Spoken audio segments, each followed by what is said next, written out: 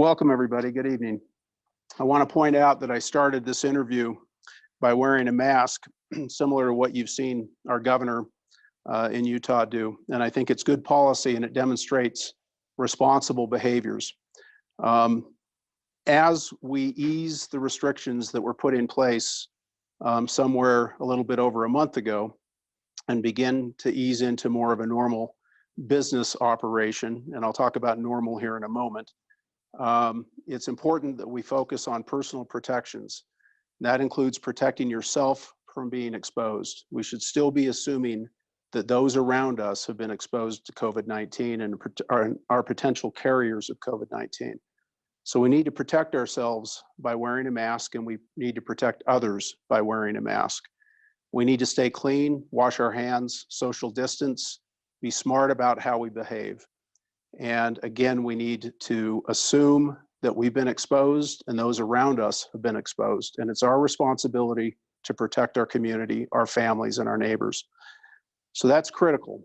I'm here today to announce that in Summit County, as you may recall, we had some very steeply rising cases of COVID-19 among our community. Those were initially travel-related cases, but they quickly became community spread cases. And we acted very quickly in Summit County to put in place several orders, the most restrictive of which was a stay-at-home order. And so with this new order, the council just approved, and it is a joint public health order that was approved by the Summit County Council with the support of all the Summit County mayors, by Tom Fisher, the county manager, and by myself, the health officer. We are lifting the stay-at-home order. In addition to that, we are supporting the governor's Utah Leads 2.0 initiative, which eases business restrictions and allows business sectors to begin to open. It's important, I mentioned the word normal earlier. It's important to note that this is not business as normal. It is allowing us to begin to act a little more normally, but still with severe restrictions in place. And those still include all of the social distancing, all of the things that I've already mentioned.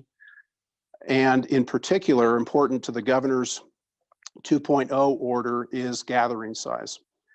We, like the governor, are restricting gathering size to 20. And that's during this phase. We've transitioned in support of the governor's initiative from the urgent phase, the high-risk phase, and that's color-coded red, to a moderate risk, which is color-coded orange. And with that, we are able to allow gatherings of 20. There will be restrictions around that gathering size moving forward until we can transition to a low risk, which will be data-driven, those determinations. But even with the low risk, it's important to understand the gathering size will be limited to 50. During what the governor is calling the new normal, which will not occur until there's a vaccine, we've all heard that that's quite a ways in the distance, those restrictions will be, those gathering sizes will be restricted to 50. So I want to stress this isn't life as usual, but it is easing into the life that we've grown to know over the years. In Summit County, we took a little bit of a unique approach. We engaged our business sectors, our business communities, and business partners to actually develop their own guidelines for operation and identify the ways that they felt they could best meet the requirements laid out in the governor's Utah Leads Together 2.0 plan. As such, we reviewed proposals from 32 different business sectors. And many of those proposals, in fact, most of those proposals, have been added to the order that we are issuing today. They simply refine operations and they answer questions in a little bit more detail than was provided in the general governor's order.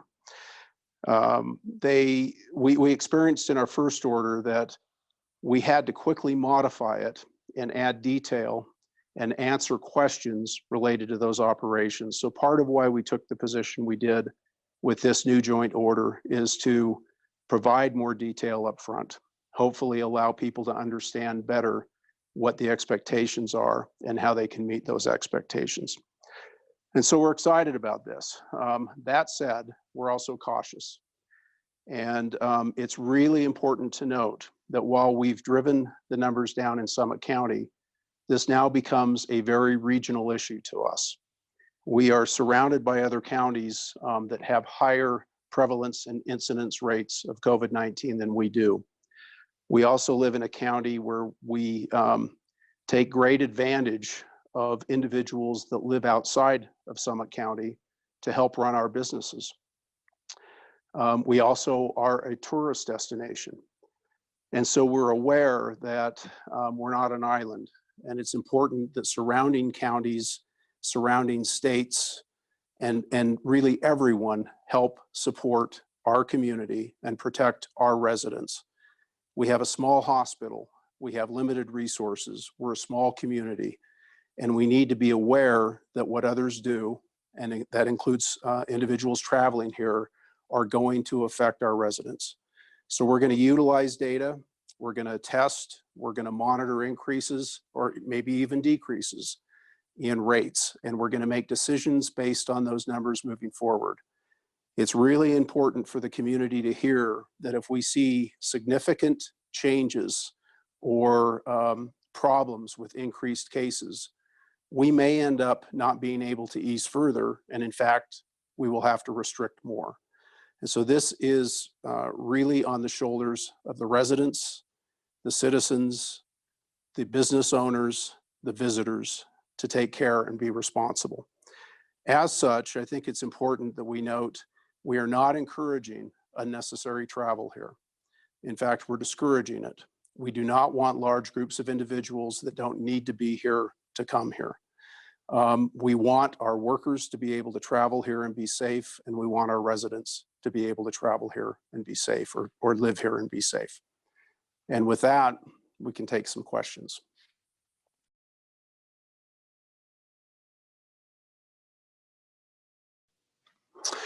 Yes, they will. And in fact, our new order is in compliance with the governor's order. And that will allow for dine-in services. It will also expand or remove our current limitations for third-party delivery. Of course, it will still allow for curbside and drive-through. We still, again, want people to be smart. We have recognized that in-house dining in a restaurant is a risk. And so people need to protect themselves. They need to be smart. We have full confidence that our restaurants are going to behave responsibly and meet the requirements of our order. But we still want people to take personal responsibility and be smart. But yes, there will be in-house dining available.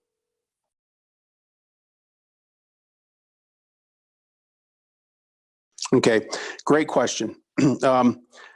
Just to put it succinctly, the legislature, in essence, wanted additional oversight over health orders. So in essence, they asked that the Utah Department of Health first vet any proposed health orders from health districts, and that those recommendations would then be forwarded to the governor for a formal approval or disapproval. The process was very rapid. Night before last, we sent our proposal to Dr. John Burton, the interim executive director of the Utah Department of Health. I got confirmation back very quickly that he had received that. He then forwarded a recommendation to the governor, and by yesterday late afternoon, we had approval from the governor's office with no changes in our proposed order. It's important to note that our prior orders, while we didn't have to get approval, we did. Every one of our prior orders had approval of the governor's office. And in fact, in writing, we had support from the governor. So this process wasn't a lot different. It was just a little bit more formal.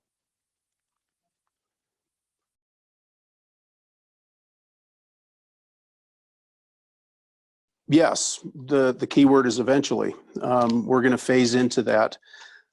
In fact, our resorts they remain closed with this order.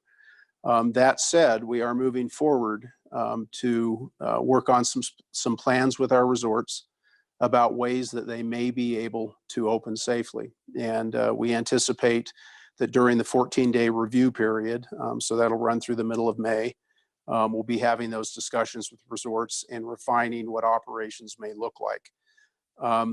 This isn't going to happen soon, and business as usual isn't going to happen soon. That said, I believe that once we have a vaccine and once we have herd immunity, and once there are proven effective treatments for those individuals that are sick, we'll be having a different conversation, and we'll be looking back to the future of more business as usual. But that's going to be a little while. So in this interim phase, we need to find that balance, that dynamic tension between safety and business, and that's what we're working on.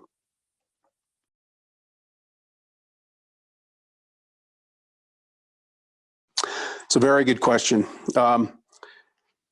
As I've already mentioned, we have communities surrounding us that their numbers to me don't suggest that they are significantly ready to ease. And an example of one of those communities is Utah County, for example. They have rates that are increasing relatively quickly. And we know that people from Utah County come here both to recreate and to work. And so that is absolutely a concern. It's a concern to me. It's a concern to our staff. I can't speak for our hospitals and clinicians, but I would assume that they're watching that. I know that it's a concern for our council. That said, our numbers in Summit County very much suggest that now is a good time for us to begin to ease and to begin to open. Our numbers have gone from, at one point in time, positive tests of anywhere from 20 to 30% of the total number of tests that were being conducted were coming back positive. Our last surge of testing, over 4,000 tests were conducted, and under 2% of those tests came back positive. Hospitalizations have been down. The number of individuals that have recovered from the disease on a daily basis far outweighs the number of individuals that are newly diagnosed. And so our numbers of recovered cases are greater than our numbers of active cases by far. And so I think our data fully suggest and fully support that now is a good time for us to take some steps. That said, we're going to be using those same data to make determinations on a daily basis on which direction we need to go. Can we stay status quo and go with the easing recommendations that we are currently issuing? Can we ease more? Do we need to pull back? Are there specific business sectors in which we need to pull back? We're going to be identifying and really analyzing these data in great detail and taking actions based on data. And so concisely, this is a good time for us, but we are concerned about people traveling here from higher risk areas.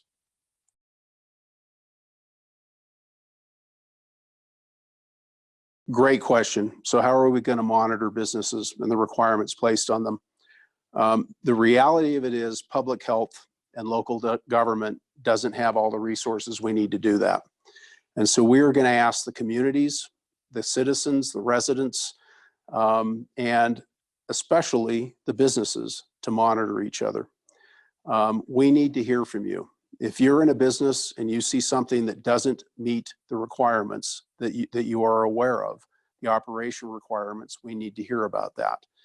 If you run a business or own a business and you see other businesses not living the letter of the law, we need to know about that. We believe that, in fact, many of us have said it internally, I'll say it publicly now, it's the customer that ultimately is going to determine whether or not this works. And I encourage the customers, if they see places that are not compliant and that they believe are a risk, don't go there. You need to walk the walk and take your money where you believe you're safe. And we believe that that will help businesses be compliant. And so we're going to depend on all of you to help us with that. Now, that said, if we do see specific violations, that we're very serious about this. We see an egregious violation, we will close the business. So individuals need to understand, and business owners need to understand, that within the order we have authorities to close the business with one violation, and we will do so.